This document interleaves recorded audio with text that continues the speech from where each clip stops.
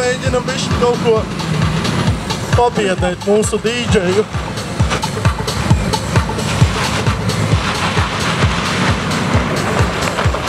Zālīti lūdzu neārdā.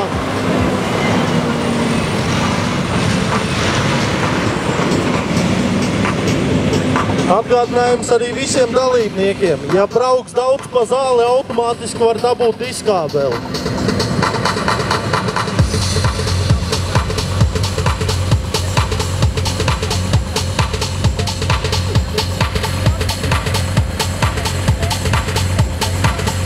Cilvēki atgādina, ka šodien Latvijā norit lielā talka, tāpēc būsim kārtīgi, nemetam visu, kas par rokai zemē.